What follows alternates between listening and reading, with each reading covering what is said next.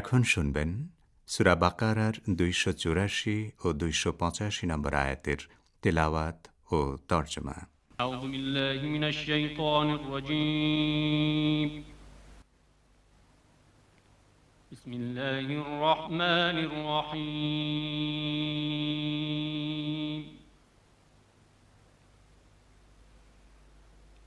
لله ما في السماوات وما في الأرض وإن تبدوا ما في أنفسكم أو تخفوه يحاسبكم به الله فيغفر لمن يشاء ويعذب من يشاء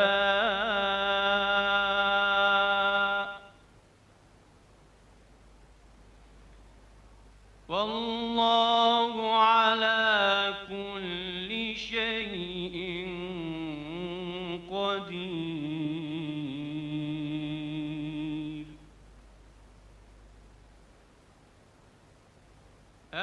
آمن الرسول بما أنزل إليه من ربه والمؤمنون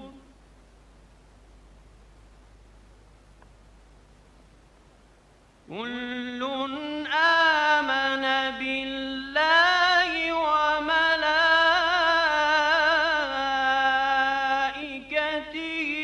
وكتبه ورسله كل آمن بالله وملائكته وكتبه ورسله لا نفرق بين أحد من رسله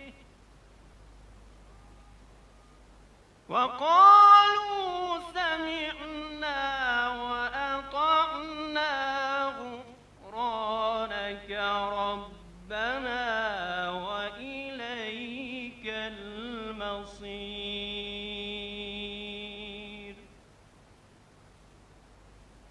صدق الله العلي العظيم. বিসমিল্লাহির রহমানির রহিম। যা কিছু আকাশমণ্ডলীতে রয়েছে আর যা কিছু পৃথিবীতে আছে সবই আল্লাহর।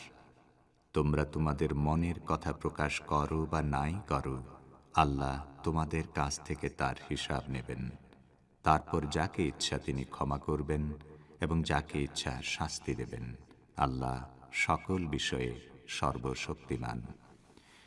রাসূল বিশ্বাস রাখেন সেই সব বিষয় সম্পর্কে যা তাঁর পালনকর্তার পক্ষ থেকে তাঁর কাছে অবতীর্ণ হয়েছে, এবং মুসলমানরাও বিশ্বাস রাখে আল্লাহর প্রতি, তাঁর ফেরেশতাদের প্রতি, তাঁর গ্রন্থসমূহের প্রতি এবং তাঁর পয়গম্বরদের প্রতি।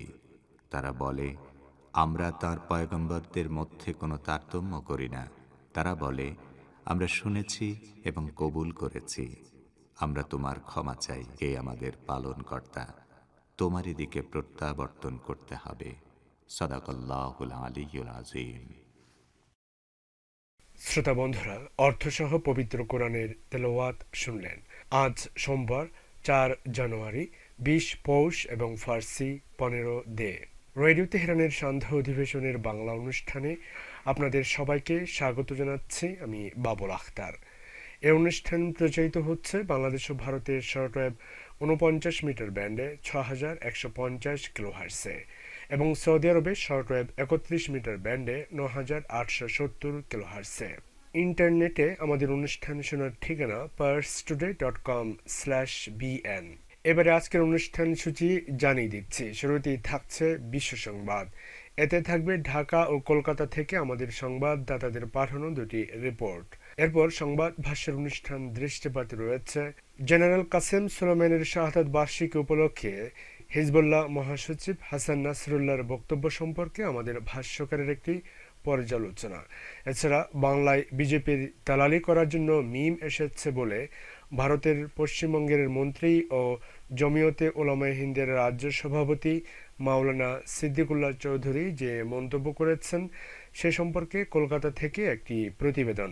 দৃষ্টিপাতের পর থাকবে শ্রোতাদের চিঠিপত্রের আসর, প্রিয়জন, প্রান্তিক আয়োজন রয়েছে পত্র পত্রিকার পাতা বিশ্লেষণমূলক অনুষ্ঠান, কথাবার্তা, সবশেষে সংক্ষিপ্ত সংবাদ। তবে সবকিছুর আগে সর্বশেষ বিশ্ব সংবাদ।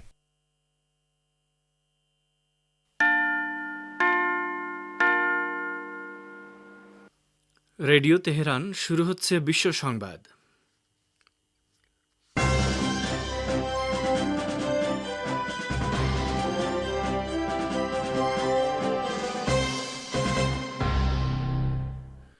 প্রথমেই সংবাদ শিরোনাম।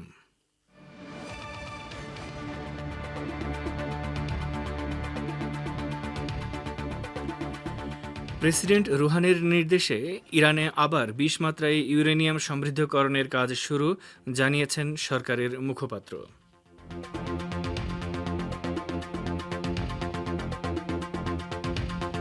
পারস্য উপসাগরে মার্কিন অপতৎপরতা নিবিড়ভাবে পর্যবেক্ষণ করছে ইরান, যুদ্ধ হলে বেশি ক্ষতিগ্রস্ত হবে আরব দেশগুলো।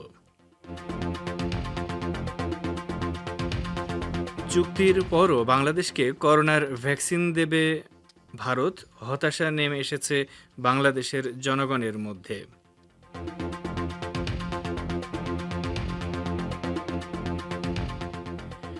এবং ভারতে করোনা মহামারীর মধ্যে দেখা দিয়েছে বার্ড ফ্লু জনিত নতুন সমস্যা, একাধিক রাজ্যে সতর্কতা জারি।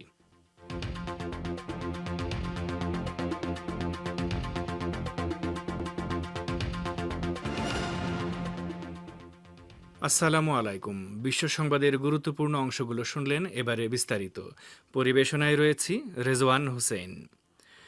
ইসলামী প্রজাতন্ত্র ইরান ফোর্দো পরমাণু স্থাপনায় ২০ মাত্রায় ইউরেনিয়াম সমৃদ্ধকরণের কাজ শুরু করেছে।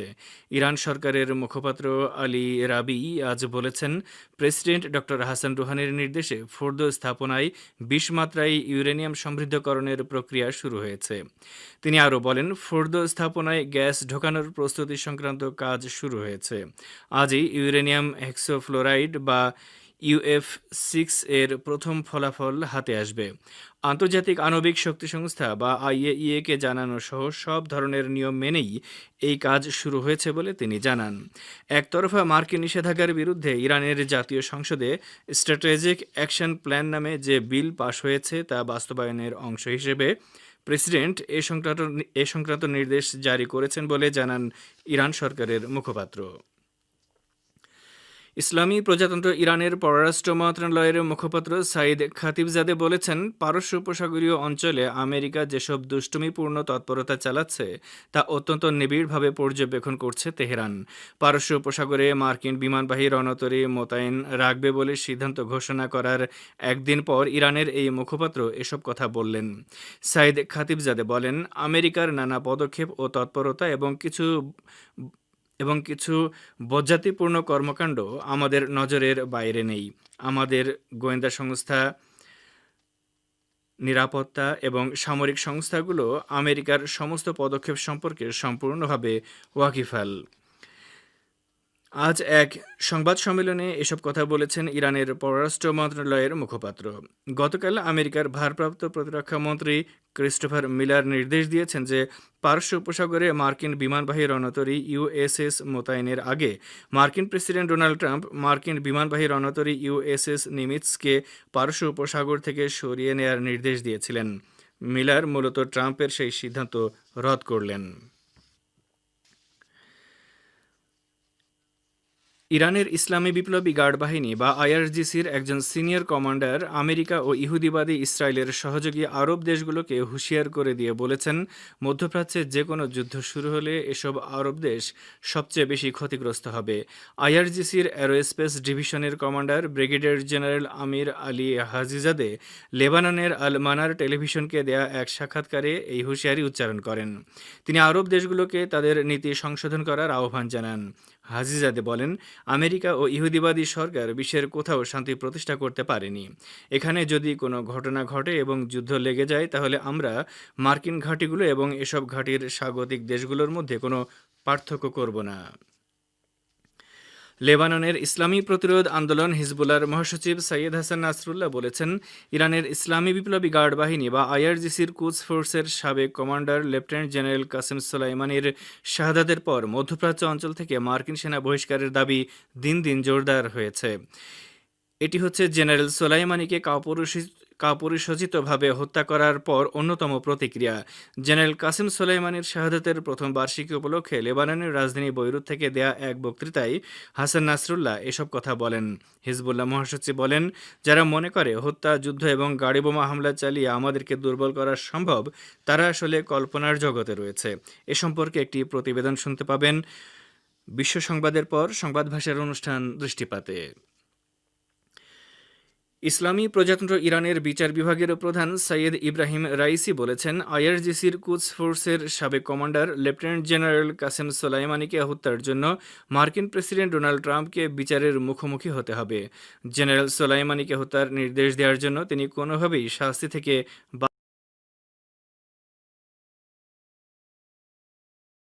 মানার টেলিভিশনকে দেয়া সাক্ষাৎকারে ইব্রাহিম রাইসি এসব কথা বলেছেন। তিনি বলেন, ডোনাল্ড ট্রাম্প প্রেসিডেন্ট থাকলেন কিনা সেটা বড় কথা নয়, বরং তার প্রাপ্য শাস্তি তাকে ভোগ করতে হবে। সোলাইমানিকে হত্যা করে ট্রাম্প অপরাধ করেছেন এবং প্রকাশ্যে স্বীকার করেছেন যে তিনি হত্যার নির্দেশ দিয়েছেন। ইব্রাহিম রাইসি জানান, এই হত্যাকাণ্ডের সঙ্গে জড়িত সবাইকে শনাক্ত করা হয়েছে এবং প্রত্যেককে শাস্তির মুখে পড়তে হবে। ইসলামী প্রজাতন্ত্র ইরানের পররাষ্ট্রমন্ত্রী মোহাম্মদ জাওয়াদ জারিফ বলেছেন, ইরানের কুদস ফোর্সের সাবেক commander lieutenant general Qasem Soleimani হত্যাকাণ্ডের একমাত্র সুবিধাভোগী হচ্ছে উগ্র তাকফিরি সন্ত্রাসী গোষ্ঠী দায়েশ বা আইএস। গতকাল জেনারেল সোলাইমানির শাহাদাতের প্রথম বার্ষিকীতে জাওয়াদ জারিফ এক টুইটার পোস্টে একথা বলেন। তিনি মার্কিন প্রেসিডেন্ট ডোনাল্ড ট্রাম্পকে সুস্পষ্টভাবে ইঙ্গিত করে বলেন, 1 বছর আগে এই দিনে দ্য টেররিস্ট ইন চিফ কাপুরুষোচিতভাবে সন্ত্রাসীদের 1 নম্বর শত্রুকে হত্যা করেছে। জারিফ তার টুইটার পোস্টে আরও বলেন, জেনারেল সোলাইমানি হত্যাকাণ্ডের পর দায়েশের তৎপরতা শুধুই বেড়েছে। আপনারা বিশ্ব সংবাদ শুনছেন রেডিও তেহরান থেকে, আর প্রচারিত হচ্ছে বাংলাদেশ ও ভারতের শর্টওয়েভ 49 এবং সৌদি আরবে 31 মিটার ব্যান্ডে। সেরাম ইনস্টিটিউটের সঙ্গে চুক্তি করেও আপাতত বাংলাদেশকে করোনা ভাইরাসের টিকা সরবরাহ করবে না ভারত। এই নিয়ে ঢাকায় একরকমের হতাশা দেখা দিয়েছে। নাসির মাহমুদের ডেস্ক রিপোর্ট। ভারতের সেরাম ইনস্টিটিউটের সঙ্গে চুক্তি করেও আপাতত বাংলাদেশকে করোনা ভাইরাসের টিকা সরবরাহ করা হচ্ছে না। অক্সফোর্ড ইউনিভার্সিটি ও অ্যাস্ট্রাজেনেকা কোম্পানির যৌথ উদ্যোগে তৈরি করোনা ভাইরাসের টিকা গতকাল রোববার মানবদেহে প্রয়োগের চূড়ান্ত অনুমোদন দেয় ভারত। এর পরপরই দেশটির সরকার ভ্যাকসিনটি রপ্তানিতে কয়েক মাসের জন্য নিষেধাজ্ঞা দিয়েছে। সিরাম ইনস্টিটিউটের প্রধান নির্বাহী কর্মকর্তা আদার পুনাওয়ালা জানিয়েছেন, ভারতের ভ্যাকসিন অনুমোদনকারী কর্তৃপক্ষ গতকাল রোববার শর্ত সাপেক্ষে অক্সফোর্ডের টিকার জরুরি ব্যবহারের অনুমোদন দিয়েছে। শর্তে বলা হয়েছে, ভারতের ঝুঁকিপূর্ণ জনগোষ্ঠীর সুরক্ষা বা টিকা প্রাপ্তি নিশ্চিত করতে আপাতত টিকা রপ্তানি করতে পারবে না সিরাম ইনস্টিটিউট। সিরাম ইনস্টিটিউটের সিইও আরও জানিয়েছেন, আপাতত অক্সফোর্ডের টিকা বাজারজাতকরণের নিষেধাজ্ঞা দেওয়া হয়েছে। এই মুহূর্তে আমরা শুধু ভারত সরকারকে দিতে পারব।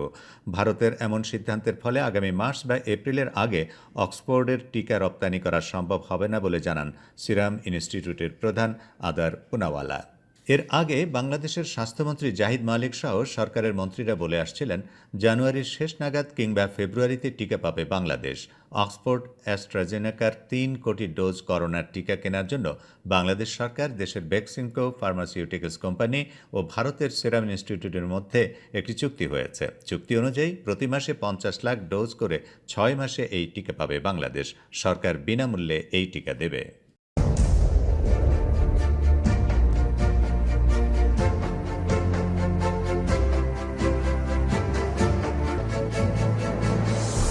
রেডিও তেহরান, খবরের সঙ্গে 24 ঘন্টা। ভিজিট করুন আমাদের ওয়েব পেজ farstoday.com/bn।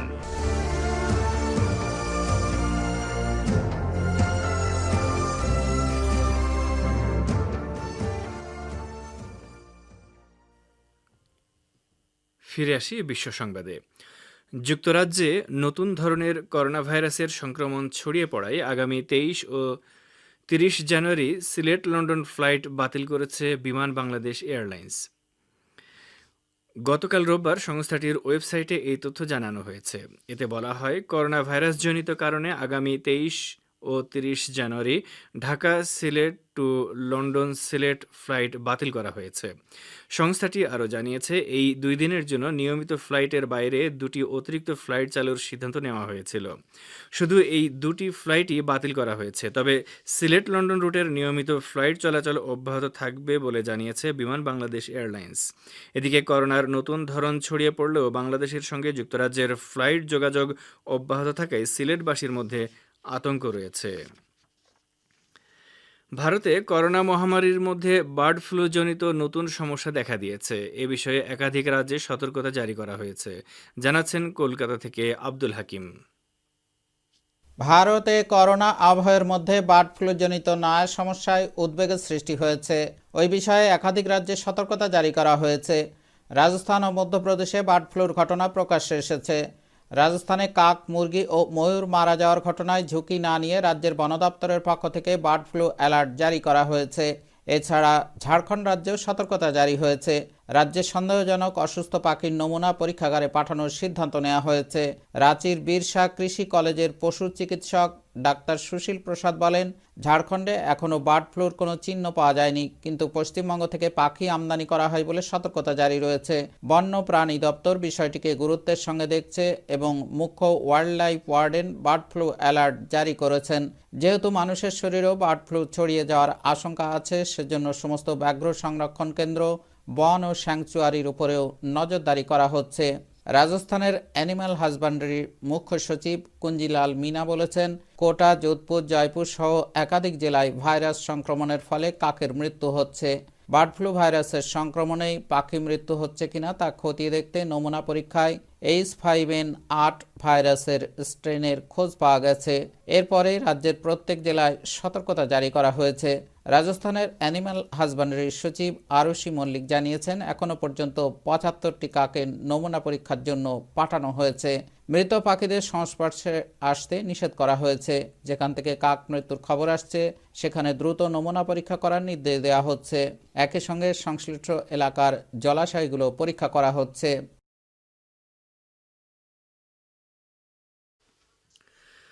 বলছিলেন আমাদের প্রতিনিধি। নির্বাচনের ফল পাল্টে দিতে 11,000-এর বেশি ভোট কোনোভাবে খোঁজার জন্য মার্কিন প্রেসিডেন্ট ডোনাল্ড ট্রাম্প জর্জিয়া অঙ্গরাজ্যের শীর্ষ নির্বাচনী কর্মকর্তাকে টেলিফোনে চাপ দিয়েছিলেন। তবে জর্জিয়ার সেক্রেটারি অব স্টেট ব্র্যাড রাফেন্স-পার্জার ফল সঠিক হয়েছে বলে ট্রাম্পকে জানান। তাদের দীর্ঘ ফোনালাপের অডিও গণমাধ্যমে ফাঁস হয়ে যাওয়ায় আমেরিকা জুড়ে তোলপাড় চলছে। গতকাল রোববার দ্য ওয়াশিংটন পোস্টে প্রেসিডেন্ট ট্রাম্প ও জর্জিয়া অঙ্গরাজ্যের সেক্রেটারি অব স্টেট ব্র্যাড রাফেন্স-পার্জারের কথোপকথনের অডিওটি প্রথম প্রকাশ হয়। এ সংক্রান্ত খবরে বলা হয়, প্রেসিডেন্ট ডোনাল্ড ট্রাম্প 2 জানুয়ারি ব্র্যাড রাফেন্স-পার্জারকে ফোন করেন। ট্রাম্প বলেন, আমি একটা জিনিসই চাইছি, কোনোভাবে 11,780 ভোট খুঁজে বের করা। ট্রাম্পের এই চাওয়ার কারণ হলো জো বাইডেনের চেয়ে 1 ভোট বেশি হয়ে যাবে এবং জর্জিয়ার নির্বাচনে তিনি জয়লাভ করেছেন তা প্রমাণিত হবে। এমনিতেই নির্বাচনে তিনি জয়লাভ করেছেন বলে উল্লেখ করেন। মার্কিন ডেমোক্রেট দল থেকে কংগ্রেসের প্রতিনিধি পরিষদের স্পিকার নির্বাচিত হয়েছেন ন্যান্সি পেলোসি। প্রেসিডেন্ট ডোনাল্ড ট্রাম্পের ক্ষমতার শেষ দিনগুলোতে যখন আমেরিকার রাজনৈতিক পরিস্থিতি অনেক বেশি অনিশ্চিত হয়ে পড়েছে, তখন গতকাল পেলোসি বিরোধী দল থেকে প্রতিনিধি পরিষদের স্পিকার নির্বাচিত হলেন। ক্যালিফোর্নিয়া থেকে কংগ্রেস সদস্য হিসেবে নির্বাচিত 80 বছর বয়সের এই নারী এ নিয়ে 4 বার মার্কিন প্রতিনিধি পরিষদের স্পিকার নির্বাচিত হলেন। গতকালের ভোটাভুটিতে তিনি পেয়েছেন 216 ভোট। অন্যদিকে রিপাবলিকান দলের নেতা কেভিন ম্যাকার্থি 209 ভোট পেয়েছেন। সেক্ষেত্রে দুজনের মধ্যে হাড্ডাহাড্ডি লড়াই হয়েছে, সে কথা সুস্পষ্ট। গতকালের ভোটাভুটিতে ডেমোক্র্যাট দলের 5 জন সদস্য ন্যান্সি পেলোসির পক্ষে ভোট দেননি। ন্যান্সি পেলোসি হচ্ছেন প্রেসিডেন্ট ডোনাল্ড ট্রাম্পের একজন কট্টর সমালোচক। তিনি গত মাসে বলেছিলেন, সুযোগ থাকলে তিনি ডোনাল্ড ট্রাম্পকে চুল ধরে এবং হাত পা ধরে হোয়াইট হাউস থেকে বের করে দিতেন। আর এরই সাথে শেষ করছি রেডিও তেহরান থেকে আপাতত বিশ্ব সংবাদ।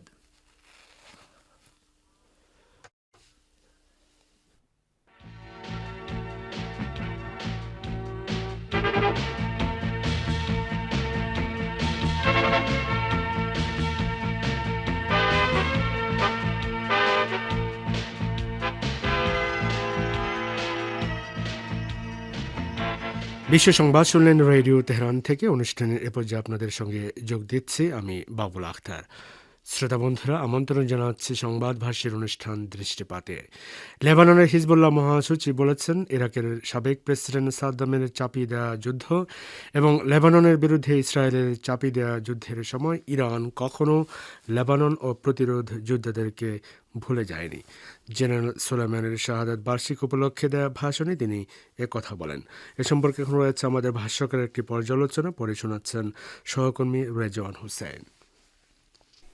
ইরানের ইসলামী বিপ্লবী গার্ড বাহিনী বা আইআরজিসির কুদস ফোর্সের সাবেক কমান্ডার লেফটেন্যান্ট জেনারেল কাসেম সোলাইমানির শাহাদাতের প্রথম বার্ষিকী উপলক্ষে লেবাননের রাজধানী বৈরুতে দেশটির ইসলামী প্রতিরোধ আন্দোলন হিজবুল্লাহর মহাসচিব সাইয়েদ হাসান নাসরুল্লাহ যে বক্তব্য দিয়েছেন তা কয়েকটি দিক থেকে গুরুত্বপূর্ণ।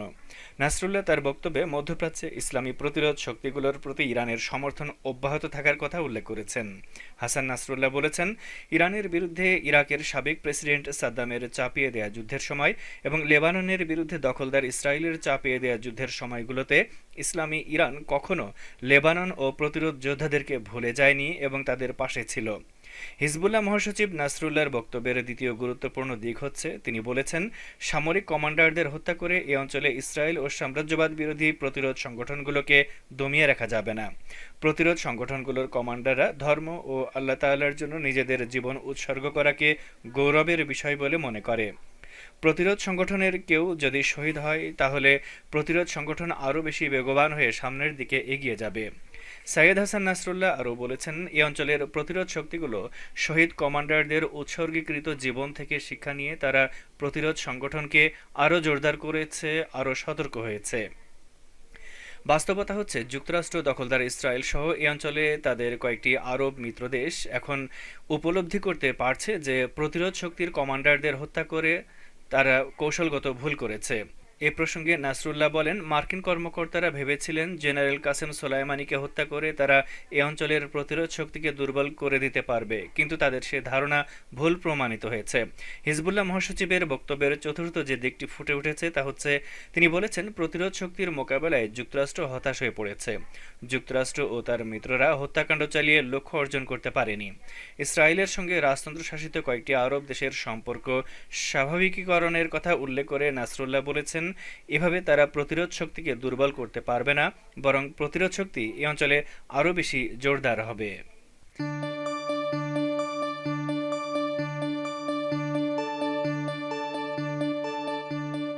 আপনারা রেডিও তেহরানের অনুষ্ঠান শুনছেন সরাসরি তেহরান স্টুডিও থেকে। ইন্টারনেটে আমাদের অনুষ্ঠান প্রতিদিন শুনুন এই ঠিকানায় parstoday.com/bn। ফেসবুক লাইভে যোগ দিন এই ঠিকানায় facebook.com/radio tehran bn। আমাদের কাছে ইমেল করার ঠিকানা radioteheran1982@gmail.com। দৃষ্টিপাত এবার ভারত প্রসঙ্গ। ভারতের পশ্চিমবঙ্গের মন্ত্রী ও জমিয়তে ওলামায়ে হিন্দের রাজ্য সভাপতি মাওলানা সিদ্দিকুল্লাহ চৌধুরী হায়দরাবাদ ভিত্তিক দল মজলিস-এ ইত্তেহাদুল মুসলিমিন বা মিমের তীব্র সমালোচনা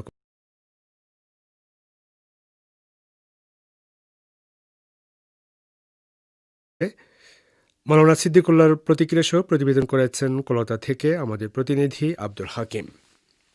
ভারতের পশ্চিমবঙ্গের মন্ত্রী ও জমিয়ত ওলামায়ে হিন্দের রাজ্য সভাপতি মাওলানা সিদ্দিকুল্লাহ চৌধুরী হায়দরাবাদ ভিত্তিক দল মজলিস-এ ইত্তেহাদুল মুসলিমিন বা মিমের তীব্র সমালোচনা করে বলেছেন, বাংলায় বিজেপির দালালি করার জন্য মিম এসেছে।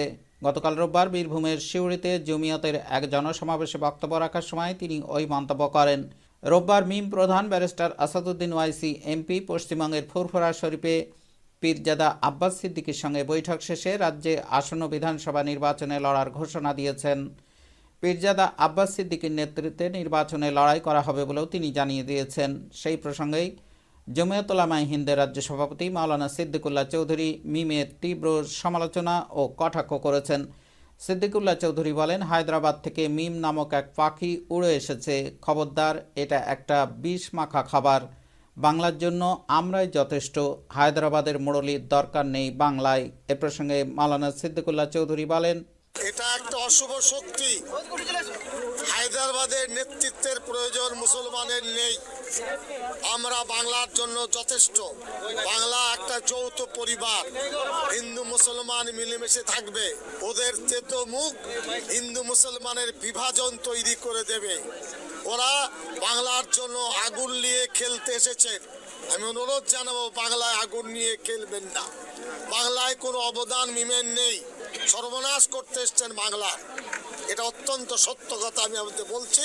ওদের সাথে বিজেপির অন্তর্নিহিত একটা সম্পর্ক আছে, এটাও খুব পরিষ্কার। বলছিলেন মাওলানা সিদ্দিকুল্লাহ চৌধুরী। তিনি বলেন, মিমরা কি নন্দীগ্রাম জঙ্গলমহলে আন্দোলন করেছে কোনো দিন? কোনো জায়গায় তারা ছিলেন? মাইকে আজান বন্ধ হওয়ার সময় ছিলেন? বাংলায় দিদিকে ব্যতিব্যস্ত করতে, বিজেপির দালালি করতে মিমের আবির্ভাব হয়েছে। এ প্রসঙ্গে মাওলানা সিদ্দিকুল্লাহ চৌধুরী আরও বলেন, অভিভাবক আমরা, আমার থেকে বাংলায় কেউ মুসলিম দরদি নেই, এটা দায়িত্ব নিয়ে বলছি। একইভাবে এই সমস্ত অমুসলিম বন্ধুরা আছেন। অতএব বাংলার পালস আমরা বুঝি। বাংলার দরদ ফলানো খুব সহজ, দুঃখে থাকা বড় কঠিন। সিদ্দিকুল্লাহ চৌধুরী সেই সুখে দুঃখে থাকার মানুষ। বলছিলেন রাজ্যের মন্ত্রী ও জমিয়ত প্রধান মাওলানা সিদ্দিকুল্লাহ চৌধুরী। মাওলানা সিদ্দিকুল্লাহ চৌধুরী ফুরফুরা শরীফে পীরজাদা তহা সিদ্দিকীকে বন্ধু বলে উল্লেখ করে বলেন, তহা সিদ্দিকী সাহেব আমাদের বন্ধু। আমরা মিলিতভাবে বাংলায় ধর্মনিরপেক্ষ শক্তিকে প্রতিষ্ঠিত করব, সাম্প্রদায়িক দলের শিকড় উপড়ে ফেলব। এছাড়া বাংলা বাঁচবে না বলেও মাওলানা সিদ্দিকুল্লাহ চৌধুরী মন্তব্য করেন। শ্রোতা বন্ধুরা, এরই মধ্য দিয়ে শেষ হলো সংবাদ ভাষ্যের অনুষ্ঠান দৃষ্টিপাত। এখন রয়েছে